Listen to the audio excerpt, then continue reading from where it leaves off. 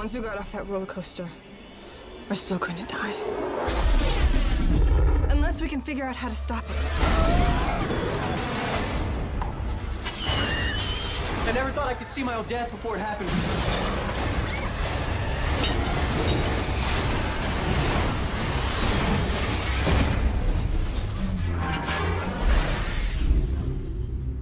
Karibu tena katika ulimwengu wa vibanda umiza, na leo tunaingia moja kwa moja katika ulimwengu wetu pendwa wa movie za Final Destination, na tunaendelea moja kwa moja sasa katika movie ya 3 ya Final Destination. Na hii movie pia ilikuwa iko vizuri, na vile vile pia ilijaribu kuintroduce vitu mbalimbali katika mythology za hizo movie za Final Destination. Na kitu kikubwa kabisa ambacho kimekuwa introduce katika movie yetu ilikuwa ni kwamba sasa kifo kama kifo kinaweza kukamatwa kwa captured na kamera zetu hizi.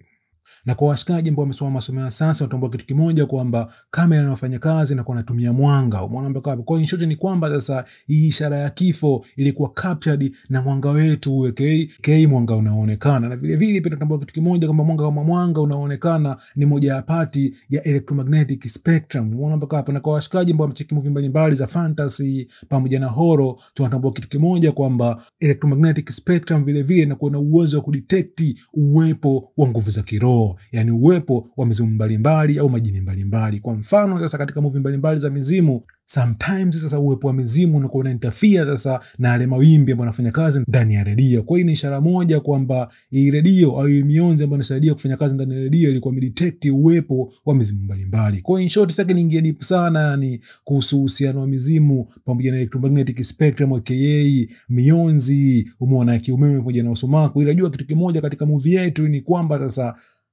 ishara ya kifo ilikuwa inaweza kukamatwa na kamera zetu hizi. Na vile vile pia katika movie yetu kuna vilabu fulani hivi za ulimwengu mmoja wa movie za kutisha zinazoitwa Wishmaster. Na kwa sasa ambao tumezaliwa miaka 90 na kukulia katika miaka 2000, tunazifahamu vizuri sana hizi movie za Wishmaster. Na je, hii movie yetu ya Final Destination 3 ilihusu nini hasa? Na kama wewe ni mara ya kwanza ndani ya ulimwengu wa vibanda umiza, usite kusubscribe.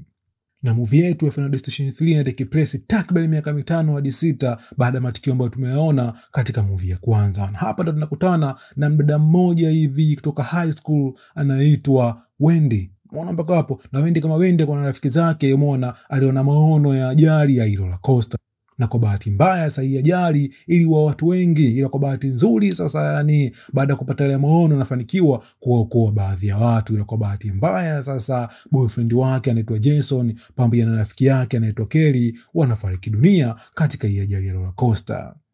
Na binafsi zile roller coaster nilizipanda kwa mara kwanza kabisa baada ya kuingia Korea. Ila kiuhalisia mwanangu experience yake ilikuwa experience fulani hivi sio nzuri. Yani shoti mzigo, yani mizigo sio mizigo kuparamia. Tuachie tu wenyewe au tuachie watoto wadogo hapo taratibu wanakuwa na uwezo kuwa nazo. Ila kama wewe ni mtu mzima mzee, yani experience yake sio mzee. Yani unaona kifo kama kinakujia usoni kwako. Umeona mpaka hapo. Ila baadaye kabisa umeona mchezaji aliyobaki anaitwa Kevin, huyu anafanikiwa kupiga risiki za hapa na pale, gundua kitu kimoja kwamba Wendy kama Wendy sio mtu wa kwanza ambaye alifanikiwa kupata maono. Umeona mpaka hapo.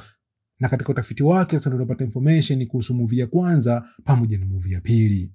Na Wendy kwa bahati nzuri akaanza kuingia deep kufanya utafiti kuhusu uhusiano wa kifo na kwa nini yeye kama yeye pekee alifanikiwa kupata maono ya vifo vya rafiki zake. Umeona mpaka hapo. Na hapa aligundua kitu kimoja kwamba kuna uhusiano wa picha ambazo zilichukuliwa, umeona, pamoja na vifo vya watu waliokufa. Umeona mpaka hapo. Mfano mzuri hapa alikuja na picha ya rais wa zamani kabisa wa nchini Marekani anaitwa Abraham Lincoln. Na katika hii picha sasa kuna mstari ambao ulipita juu ya kichwa chake. Umeona mpaka hapo. Na huo mstari ambao ulipita kwenye kichwa chake ni mstari ambao risasi ile ambayo alipigwa Abraham Lincoln kipindi hicho ndiko likopitia. Na hapa aligundua kitu kimoja, ilikuwa ni ishara kwamba Abraham Lincoln atakufa kwa kupigwa risasi. Na vile vile pia akaja na picha ya ile ndege namba 180 ambayo tumeiona katika movie ya kwanza ya Final Destination. Na vile vile pia akaja na picha nyingine, umeona ile barabara route 23 ambayo tumeiona katika movie ya pili ya Final Destination. Kwa hiyo sasa hapa kafikiria kitu kimoja, ili kujua sasa mtu anayefuata katika vifo, umeona, au mtu atakufa vipi katika vifo, ilikuwa lazima saa rudi, umeona, katika kamera yake ile na kwanza kuangalia picha mbalimbali zile, umeona,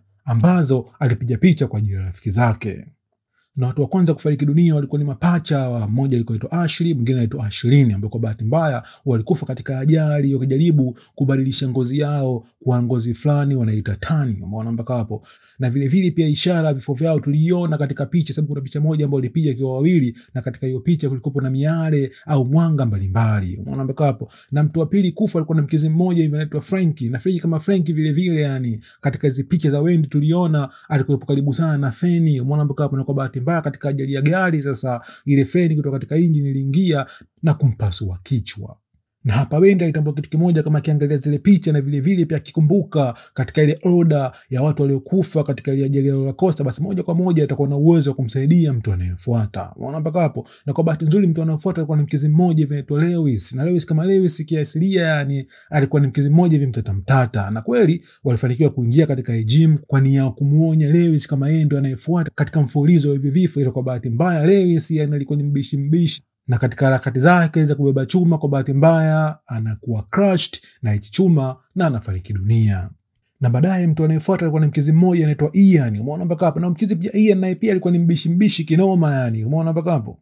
Ila kwa bahati nzuri sasa Kevin pamoja na Wendy wanafanikiwa kuingia moja kwa moja katika sehemu ya kazi anayofanya kazi Ian. Umeona wanafanikiwa kumuokoa Ian, ila kwa bahati mbaya sasa kifo kinamskip Ian na kwenda kumuua demu wake huyu anaitwa Erin. Na jinsi gani sasa Erin atakavyokufa tulikuwa tushaona katika hii picha. Umeona mpaka hapo. Na baadaye sasa Wendy anagundua kitu kimoja, mtu anayefuata si mwingine ni mdogo wake huyu anaitwa Julie. Na je, Julie iko sehemu gani? Na baadaye kabisa katika movie yetu Kevin pamoja na Wendy wanafanikiwa sasa kujua sehemu gani ambayo Julie alikuwepo usiku huo. Umeona mpaka hapo. Na kwa bahati nzuri wanafanikiwa yani kumuokoa Julie. Umeona mpaka hapo. Na tunaona hapa pia tena yani kifo kinamskip Julie na kwenda kumuua rafiki yake kipenzi anaitwa Perry. Umeona mpaka hapo. Na Perry anafariki dunia. Na ni muda ambao sasa Ian kama Ian anaingia katika hii sehemu kwa nia sasa ya kumuua Wendy. Kama ni kitu kimoja kwamba Wendy kama Wendy ndiye mtu ambaye alisababisha kifo cha demu wake ule anaitwa Erin. Na kwa bahati mbaya katika hizo harakati sasa za Ian kutoka kumuua Wendy, Ian anafariki dunia. Na hapa Wendy anapata conclusion moja kama kama hii ilikuwa ni zamu yake kama yeye Wendy kufa, ila Wendy hakufa, anakufa Ian. Na vile vile pia Wendy kama Wendy alifanikiwa sasa kumuokoa Kevin, na vile vile pia Kevin alifanikiwa kumuokoa Julie. Basi akaamini kitu kimoja kwamba kifo cha Ian kimefanya conclusion ya death plan. Yani in short kifo kama kifo sasa kilikuwa kimeishiwa plan, au in short kwa maana kitu kimoja kama Wendy pamoja na rafiki zake walikuwa wamekidefeat kifo. Ila kama ndio wafahamu hadi sasa katika movie ya kwanza pamoja na movie ya pili ni kwamba kifo siku zote kina adapti. Umeona mpaka hapo. Na tunaona hapa sasa miezi 5 baadaye sasa wakiwa ndani ya treni, yani Wendy pamoja na mdogo wake Julie, na kwa mbali baadaye tukija kumuona Kevin, ni kwamba sasa kifo kilikuwa kisha design kwamba ulikuwa ni muda mwafaka sasa wa kuwaua watu wote hawa, yani Wendy, Julie pamoja na Kevin. Na kwa bahati nzuri sana ni kwamba sasa Wendy kama Wendy alipata maono kuwa kila mtu ndani ya hii treni atafariki dunia. Ila kwa bahati mbaya sasa baada ya kushtuka kutoka ndani ya maono haya ilikuwa ni too late, kwa sababu treni sasa ilikuwa inaenda kwa kasi. Na vile vile pia Kevin alipojaribu kutumia emergency brake ili kustopisha hii treni ilikuwa ni too late, na watu wote sasa ndani ya hii treni wanafariki dunia. Na mara nyingine tena sasa kifo kama kifo kinapata ushindi. Umeona mpaka hapo. Ila hadi sasa katika franchise yetu yani ni mtu mmoja tu ambaye alifanikiwa kukidhibiti kifo. Na je, huyu ni mtu gani? Na majibu ya maswali tutakuja kuyapanda katika movie ya 6. Ile vile vile pia katika movie ya pili tulipata hiyo intro kuwa kuna mtu ambaye alikidefeat hicho kifo. Na kwa ujumla movie ilikuwa iko fresh, na nikipata nafasi tutaendelea na movie nyingine ya 4 katika ulimwengu wa movie za Final Destination. Na kwa movie inayofuata ndani ya ulimwengu wa Vibanda Umiza, stay tuned.